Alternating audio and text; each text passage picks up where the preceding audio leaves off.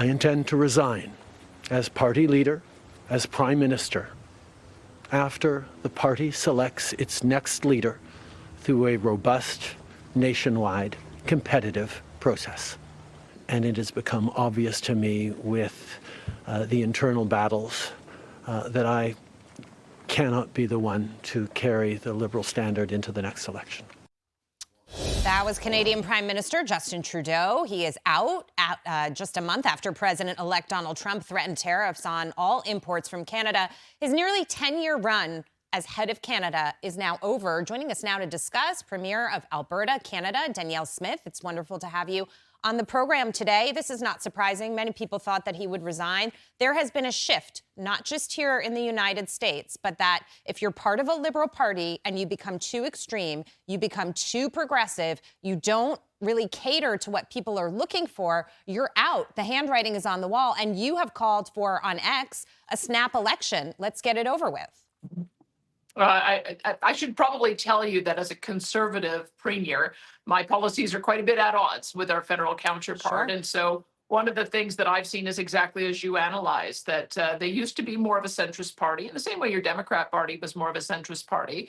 But with the wokeism, with the extreme environmentalism, with the punitive approach to taking to anything from mining to all the way through to the development of oil and gas, excessive carbon taxes, making life more unaffordable, spending like mad, seeing the increase in inflation. I think we've had parallel experiences over the last 4 years, and quite clearly Canadians had enough of it. I personally think that we'd be better off going straight into an election.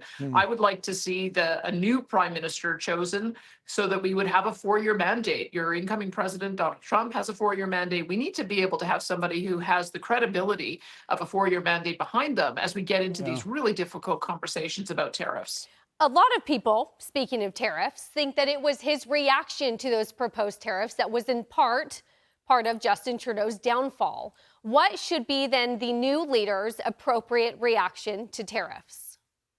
I would hope that we could avoid them altogether. It's looking less like that is likely, but I think we've got a very good story to tell about our integrated economies, about how we really are the best customer for the United States, that we buy $293 billion worth of goods from America. We also send a lot of commodities to the US for upgrading, which allows for those products to not only create those value-added good American jobs, but also then make sure that they're re-exported back into Canada and elsewhere. So those are the kind of things that I think have make Canada a bit of a special case with the integrated economies that we have. And I really hope that Alberta can play a role in helping the U.S. to achieve their aspiration of energy dominance. We have the ability through my province, which is which exports 4.3 million barrels of oil to the U.S. a day, to backfill for the Americans' need as the U.S. president is looking to sell internationally. And I hope that that's a case that we can make. Well, our current president is banning offshore oil drilling, so this would be a great time for Alberta to step in for us and for other countries around the world.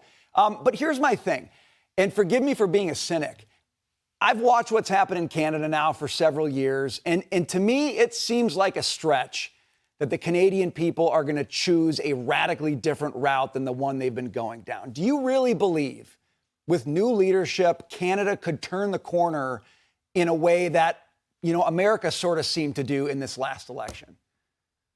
One of the things I would ask, I don't know if you had a chance to see, but our who I think is our future Prime Minister, Pierre Poilievre, was just on Jordan Peterson's podcast, got 40 million views. So I think that tells you something about what he has tapped into.